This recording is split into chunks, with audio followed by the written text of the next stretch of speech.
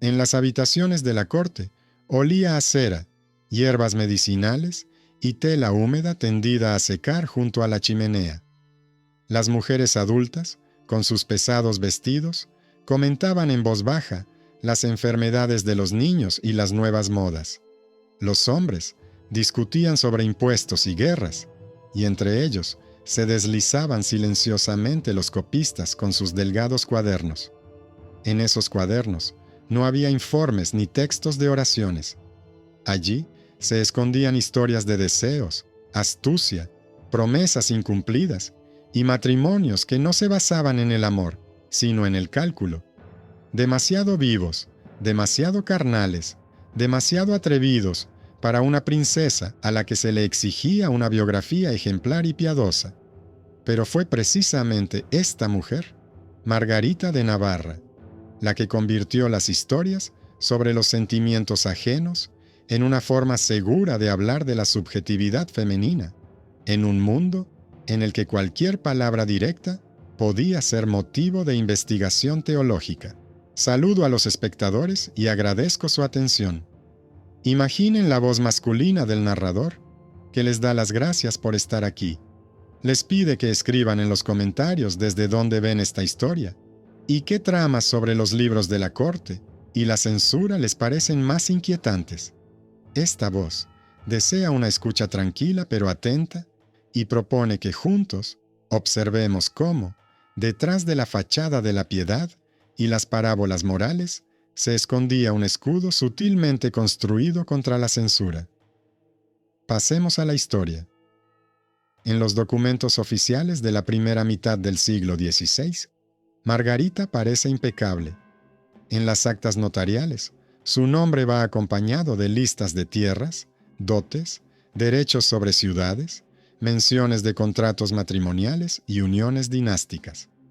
Es hermana del rey Francisco I, esposa del rey de Navarra, una experta política que participa en negociaciones, mediadora entre cortes, protectora de humanistas y teólogos reformistas. A juzgar por estos documentos, se podría pensar que su vida estaba completamente absorbida por rentas, misiones y asuntos eclesiásticos. Pero, paralelamente, en testimonios menos formales, surge otra línea. Alrededor de Margarita se forman círculos de manuscritos en los que se discute no solo la dogmática, sino también historias sobre el matrimonio, la corporalidad y la hipocresía. La Francia de esa época vive en un equilibrio tenso. Las imprentas ya llenan el mercado de libros. En las universidades se discuten nuevos comentarios sobre las escrituras. En las ciudades portuarias se venden tratados prohibidos, traídos de tierras germánicas.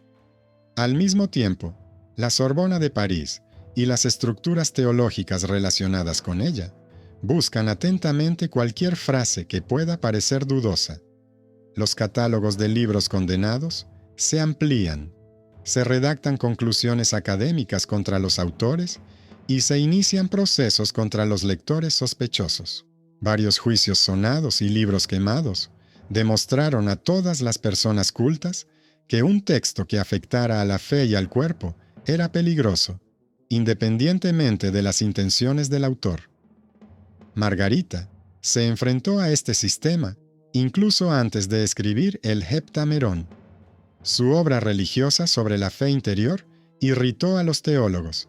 Un tono demasiado personal, una discusión demasiado audaz sobre la relación entre el hombre y Dios, un apoyo demasiado poco marcado a la autoridad de la Iglesia. Las conclusiones de la universidad insinuaban tendencias peligrosas, y la Sorbona estaba dispuesta a catalogar el escrito como sospechoso. Su estatus la salvó de la persecución directa. La intervención de su hermano, el rey, y su condición de princesa hacían que la persecución abierta fuera políticamente arriesgada. Pero quedó claro que cualquier palabra podía sacarse de contexto y utilizarse como prueba en su contra. En este contexto, la forma de la colección de novelas cortas se convierte no en un entretenimiento, sino en una estrategia de supervivencia. El Heptamerón imita aparentemente el modelo antiguo, un grupo de hombres y mujeres adultos, retenidos en el camino, pasan el tiempo contando historias. En el interior se esconde otra tarea. Las tramas describen matrimonios basados en el cálculo, situaciones de violencia y coacción, clérigos que encubren sus intereses personales con lenguaje religioso, la sutil resistencia de las mujeres en condiciones en las que sus cuerpos y su honor se convierten en garantía de la unión entre familias. Cada relato tiene un marco moral. Formalmente, el vicio recibe su castigo y la virtud su recompensa. Sin embargo, para el lector familiarizado con la vida cortesana, es evidente que bajo la etiqueta de la enseñanza se esconde una crítica a la hipocresía. La forma manuscrita de la Heptamerón es aquí clave. La colección no circula por los puestos de las ferias, sino en círculos cortesanos restringidos. Los delgados volúmenes pasan de un gabinete a otro, de una habitación a otra, a veces dejan huella en los inventarios de las bibliotecas, pero más a menudo permanecen invisibles para la burocracia oficial. Los leen hombres y mujeres adultos, acostumbrados a la cautela en sus expresiones. Para ellos, es evidente que las historias en las que una fachada piadosa encubre el abuso de poder no se refieren a un mundo abstracto, sino a su propia realidad, a los contratos matrimoniales, a la práctica del mecenazgo, al comportamiento de los clérigos en la corte. La óptica censora de la época ve estos textos de otra manera.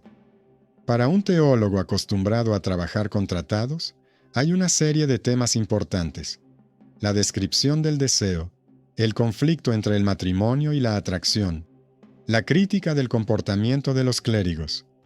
Esto es suficiente para poner en guardia. 160. El estatus de la autora hace que el golpe sea más difícil, pero no elimina la inquietud. La fórmula, demasiado atrevida para una princesa, en su lógica, no significa elogio, sino riesgo. Si una recopilación de este tipo se da a conocer ampliamente, puede socavar la confianza en las instituciones eclesiásticas y en el matrimonio como pilar de la sociedad. Margarita construye varios niveles de defensa. Las historias pueden leerse como un catálogo de ejemplos que muestran las consecuencias del pecado y la astucia. El equilibrio de los episodios está construido de tal manera que junto a las historias sobre la violación de las normas, hay relatos sobre la fidelidad y la fortaleza. Cualquier acusador que desee presentar la colección como corruptora se enfrenta inevitablemente al hecho de que el texto puede declararse con igual convicción moralizante. Por último, su posición en el sistema político hace que cualquier posible denuncia sea una cuestión no solo de fe, sino también de diplomacia. Un golpe a su reputación es un golpe al prestigio de toda la casa. El mito que surgió más tarde simplificó el panorama. Es más fácil decir que la princesa escribió historias de amor demasiado atrevidas, proporcionando a la corte lecturas indecentes. En esta versión, desaparece la tensión con los teólogos, se suaviza su participación en la defensa de los autores reformistas y se nivela su papel político. Sin embargo, los documentos, cartas, actas, listas de libros prohibidos, muestran a una mujer que vive bajo una presión constante, enferma, sufre partos difíciles, sobrevive a epidemias, negocia el destino de ciudades, intenta defender a personas sospechosas de desviarse de la doctrina oficial. En este contexto, el Heptamerón no parece un capricho frívolo, sino una forma bien pensada de conservar el derecho a hablar de la experiencia femenina sin caer bajo el impacto directo de las estructuras inquisitoriales. Es precisamente esta dualidad, la fachada externa de una recopilación moral y el trabajo interno con los temas del poder, el cuerpo y la hipocresía, lo que hace que la historia de Margarita sea inquietante y contemporánea. En una época en la que la imprenta convierte cualquier palabra en una prueba potencial y las facultades de teología de las universidades se consideran guardianas de los límites de lo permitido, la princesa y reina de Navarra utiliza una forma antigua de narración para plasmar en ella lo que no podía expresarse directamente.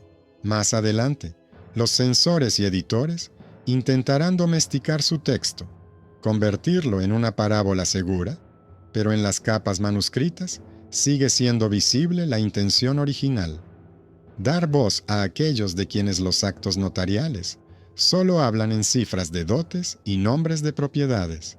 Y cuanto más se observa cómo el Heptamerón entró en los círculos de la corte, más claro se ve que el texto vivía en dos realidades al mismo tiempo: en la realidad de los decretos impresos, donde cualquier palabra podía convertirse en una prueba, y en la realidad de los salones privados, donde las mujeres adultas se permitían por primera vez discutir sus propias experiencias con cautela tras el telón de historias ficticias.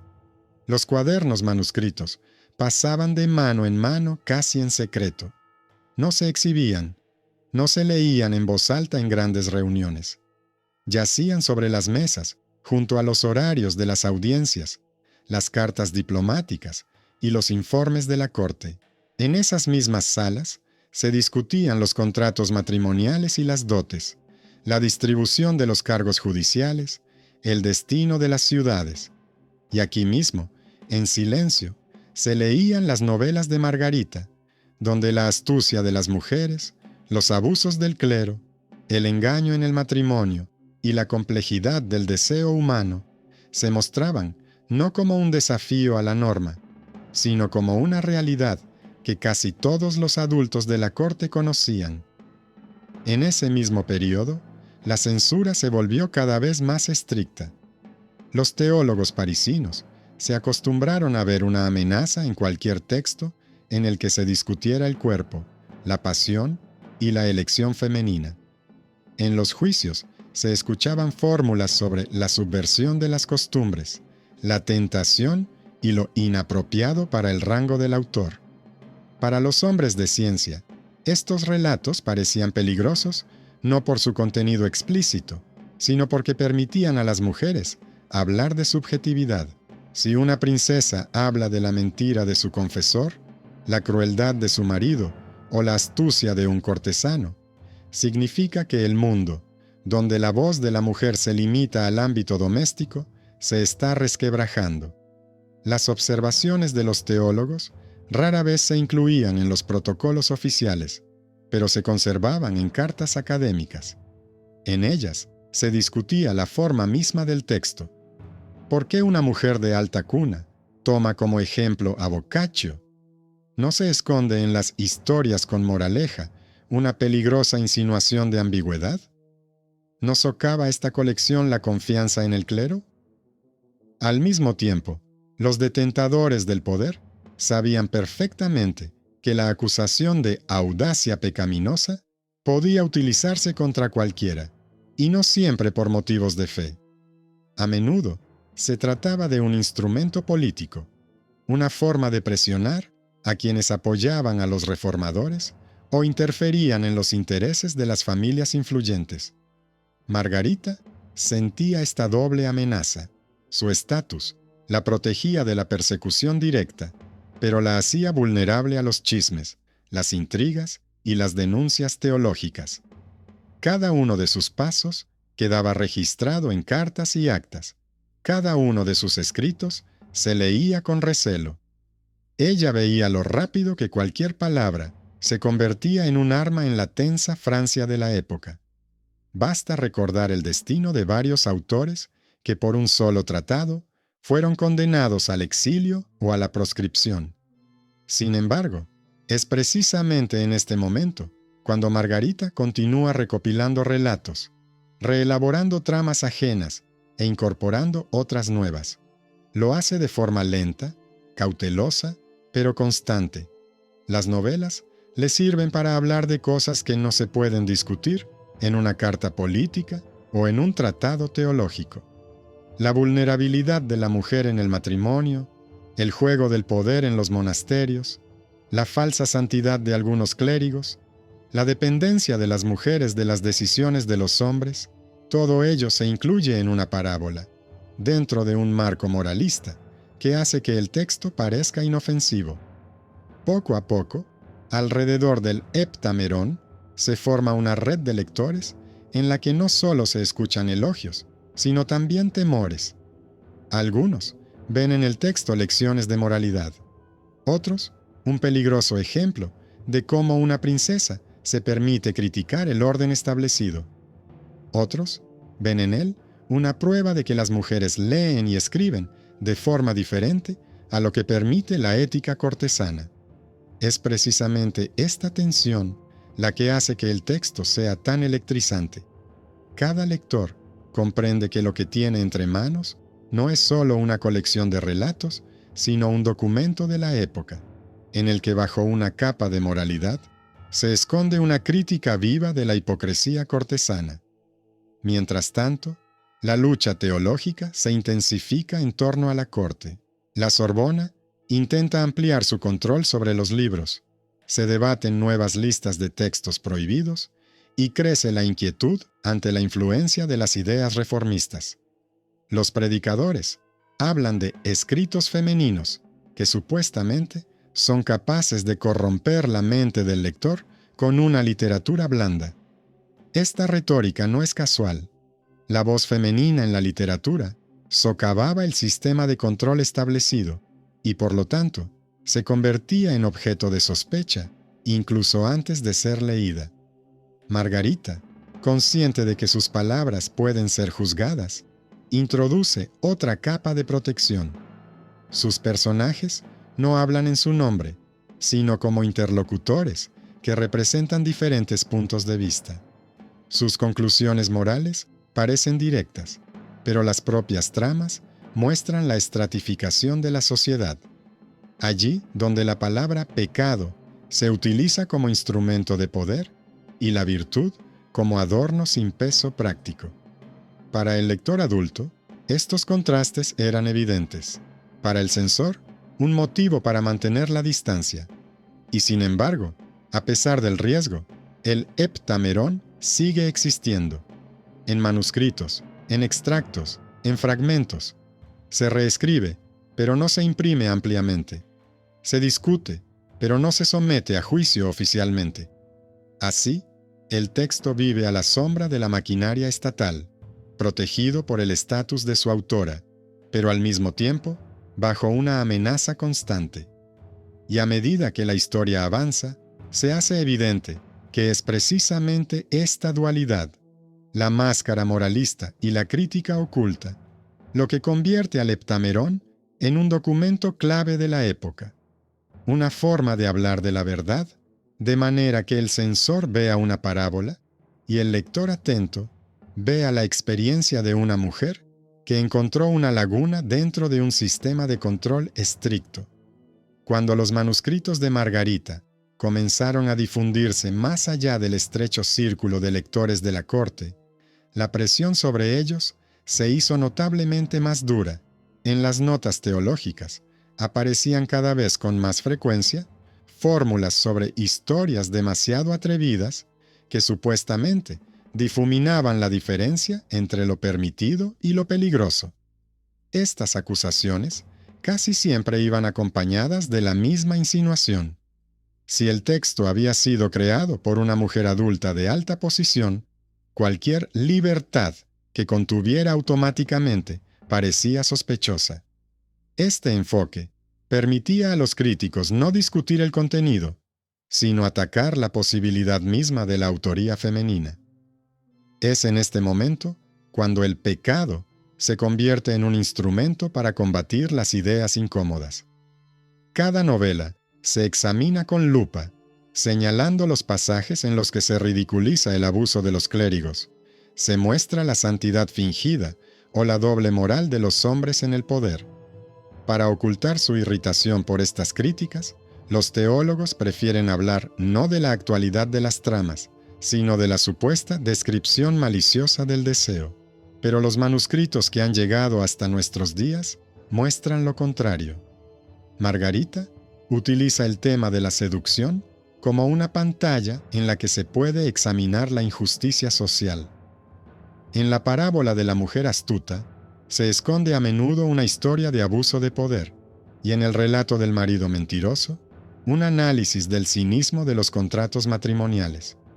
Cuanto más profundamente examinaban estos textos los consejeros eruditos del rey, más comprendían que no había motivos directos para prohibirlos judicialmente. Oficialmente, las novelas hablan de moral. Formalmente, condenan los vicios. Exteriormente, recuerdan a las antiguas colecciones instructivas. Pero en su interior, vive la tensa verdad de la época. Los matrimonios cortesanos se celebran por interés. Los confesores se aprovechan de la confianza de los laicos. Y las mujeres se ven obligadas a ser astutas para sobrevivir en una estructura en la que casi todas las leyes están escritas por hombres y para hombres. Este contenido oculto se convirtió en el principal motivo de irritación. Algunos teólogos intentaron convencer al entorno del rey de que este tipo de historias alimentaban el espíritu de la duda. Aludían al peligro de difundir relatos en los que los clérigos parecían tan propensos a las debilidades como los laicos. Sin embargo, rara vez reconocían que en los mismos círculos de la corte se leía en secreto a Boccaccio, Petrarca y colecciones enteras de novelas italianas, donde la sátira era mucho más abundante. Pero Margarita tenía una característica que hacía que su posición fuera delicada. Escribía como mujer, y eso convertía automáticamente cualquier tema cotidiano en un gesto político. Si un hombre se burla de los vicios de la sociedad, es ingenio. Si una mujer hace lo mismo, es transgredir los límites de lo permitido. Por eso, detrás de cada debate sobre su texto, se escondía la cuestión del poder. Mientras tanto, los círculos de manuscritos se ampliaban. Las novelas se leían en Burdeos, Lyon y París. A veces se recopilaban con abreviaturas, otras veces con comentarios cautelosos en los márgenes. Varias copias van acompañadas de comentarios de funcionarios que señalan que el texto es útil para la instrucción si se lee con la perspectiva adecuada. Estas anotaciones permisivas eran un intento de protegerse. Permitían reconocer el valor del libro, sin entrar en conflicto con los teólogos, que lo veían como una amenaza. Sin embargo, la presión no hizo más que aumentar. El endurecimiento de la censura tras los conflictos religiosos convertía cualquier obra en un objetivo potencial. Margarita no se discutía abiertamente, pero sí con atención. Se vigilaban los círculos en los que se leían sus obras, a las personas que las citaban. En los documentos oficiales se la mencionaba como una princesa piadosa, pero en cartas privadas se la calificaba de demasiado observadora y demasiado perspicaz en el análisis de la naturaleza humana. Esta irritación velada era un síntoma de la época, en una época en la que el poder trataba de controlar no solo el comportamiento, sino también el pensamiento. Ni siquiera la forma parabolística salvaba de la sospecha. Sin embargo, el Heptamerón siguió su curso, lento, casi subterráneo. Pasó por las manos de quienes buscaban una mirada honesta a la hipocresía de la corte y de quienes veían en las novelas un material útil para lecciones moralizantes. Y junto con esto, se formó el doble sentido del texto. Cada lector veía lo que podía soportar, una conclusión moral superficial o esa misma crítica oculta que Margarita había escrito bajo la capa de la parábola. Allí, donde parecía que el debate sobre Margarita pasaba a la fase de acusaciones, se producía un cambio silencioso.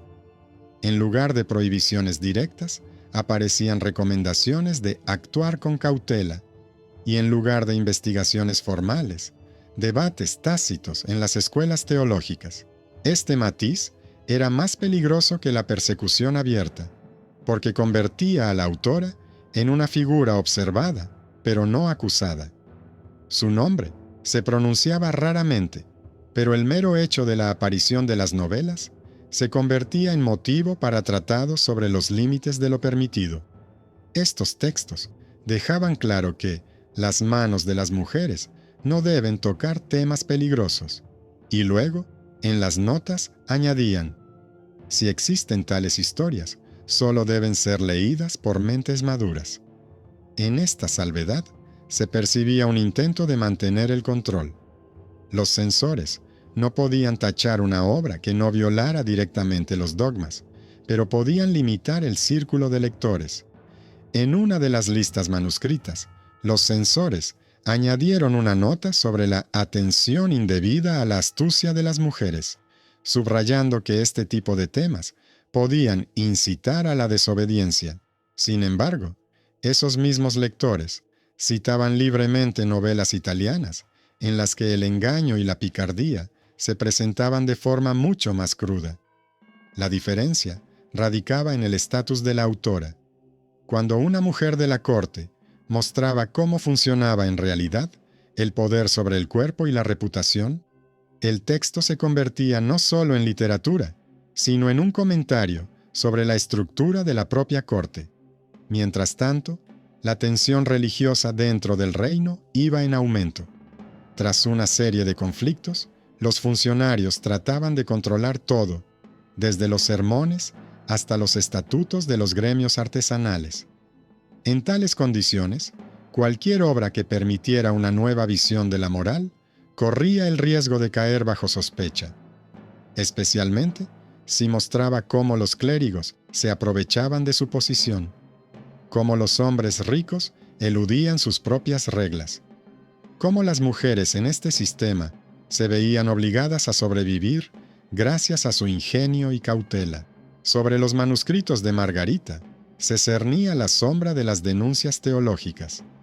Formalmente, no había nada que denunciar, porque las novelas no violaban el dogma. Pero la sola idea de que una mujer de la corte pudiera describir el mundo con tanta atención a las debilidades humanas se percibía como un desafío. Las denuncias hablaban de una observación peligrosa, de la capacidad de Margarita para reconocer la hipocresía, donde la Iglesia prefería ver el pecado. Estas formulaciones permitían a los críticos no acusarla abiertamente, sino crear una atmósfera de expectación, como si la autora ya hubiera hecho algo inaceptable. Durante este periodo, se creó una especie de zona de silencio en torno al Heptamerón. No se prohibió, pero tampoco se fomentó. Se leía, pero no se discutía en voz alta. Circulaba por los círculos de la corte como un objeto que era a la vez peligroso e indispensable, demasiado honesto para ignorar su valor y demasiado veraz para encajar fácilmente en la moral estricta. Los censores preferían hablar de la utilidad de la instrucción moderada, tratando de mantener el texto dentro de los límites seguros de la edificación. Pero cualquiera que lo leyera con más atención, veía que la parábola funcionaba en ambos sentidos. Enseñaba, pero también desenmascaraba. Esta tensión oculta hacía que la supervivencia del libro fuera casi una hazaña. Dentro de la corte quedaban muchos que comprendían el valor del texto. Lo copiaban a mano, añadían comentarios cautelosos y a veces incluso defendían las novelas en conversaciones privadas. No veían libertinaje, sino un documento de la época, una historia sobre cómo el poder sobre el cuerpo, el honor y el nombre se consolidaba en las normas del matrimonio, los tribunales eclesiásticos y los rituales de la corte. Sin embargo, el ambiente en torno a Margarita se volvía cada vez más tenso. Seguía siendo una princesa, y su estatus la protegía de los ataques directos. Pero ese mismo estatus hacía que sus textos fueran especialmente sensibles para los censores. Cualquier palabra de una mujer de tal rango podía interpretarse como una alusión a la propia estructura del poder. Por eso, su libro avanzaba con cautela, como una persona que debe pasar entre paredes donde se oyen los pasos de quienes la observan. Cuando más tarde el Heptamerón comenzó a leerse fuera de los estrechos círculos de la corte, quedó claro que el texto había sobrevivido tanto a la presión como a las sospechas. No se conservó por la benevolencia de los censores, sino porque los lectores adultos no veían en él la libertad de la princesa, sino el reflejo de sus propios miedos. Las novelas mostraban un mundo en el que se podía perder el honor más rápido que la propiedad, en el que el poder sobre la reputación era más peligroso que cualquier castigo, en el que las mujeres desarrollaban estrategias de supervivencia no a través del desafío, sino a través de la observación, la cautela y la capacidad de leer las intenciones de los poderosos.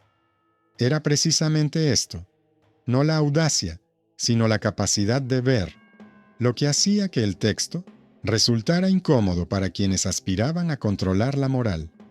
Mientras tanto, la situación religiosa y política seguía cambiando.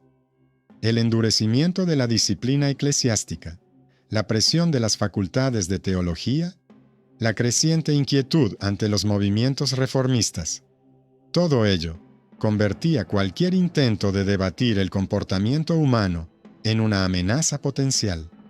Las novelas de Margarita se convirtieron en una especie de manual sobre cómo las personas utilizan las normas que deberían limitar sus deseos. En ellas, los clérigos podían abusar de la confianza, los representantes del poder manipular la confesión, los hombres esconderse tras la religión para ocultar su propia hipocresía. Para los lectores, esto era reconocible, pero para las instituciones, demasiado peligroso. Sin embargo, nunca se presentaron acusaciones formales contra el libro. En lugar de prohibirlo, se adoptó una estrategia de acoso moral. Se declaró que el texto solo era útil tras una reflexión madura. Se evitó su discusión pública, se restringió el acceso a los manuscritos y se desviaron las conversaciones hacia temas como la humildad y la virtud. De este modo, se creó una barrera que no destruía el texto abiertamente, sino que lo relegaba a la periferia de la vida cultural. Pero fue precisamente esta periferia el lugar donde las novelas comenzaron a cobrar vida propia. Las leían hombres y mujeres adultos, ajenos a las intrigas cortesanas, y veían en ellas un documento de la época, no una insinuación peligrosa. Con el tiempo, apareció una doble capa estable en la interpretación del Heptamerón. Por fuera, parecía una colección de historias edificantes, destinadas a reforzar la moral, pero por dentro contenía una sutil anatomía del poder, el miedo y la hipocresía. Margarita logró crear un texto que se adaptaba a las exigencias de la época sin perder su agudeza. Se podía leer como una parábola, como un testimonio de cómo funcionan realmente el honor y la reputación, o como un comentario oculto sobre la propia estructura de la vida cortesana. Su estatus jugó un papel decisivo en la supervivencia del libro. Perseguir a la princesa era formalmente imposible. Acusarla directamente era arriesgado, y silenciar el texto por completo era poco realista. Por lo tanto, se llegó a un compromiso. El libro fue reconocido como apto para la instrucción, aunque quienes conocían el contexto entendían que hablaba de cosas mucho más dolorosas. Este compromiso permitió que el Heptamerón sobreviviera durante décadas sin desaparecer ni convertirse en un arma contra su creadora. El final de esta historia no es ruidoso ni heroico, es silencioso, como el paso de la autora que cruzó la frontera de lo permitido. Margarita murió sin ver su obra publicada abiertamente en vida, pero sus manuscritos continuaron siendo reescritos por adultos que comprendían el valor de la audacia disfrazada de enseñanza moral. Y hoy se ve que el efecto más importante no es que el texto haya resistido la presión, sino lo que ha demostrado, que incluso dentro de los rígidos límites del control moral, se puede hablar de la astucia humana, el dolor, el miedo y el deseo, de manera que la verdad suene más fuerte que las prohibiciones.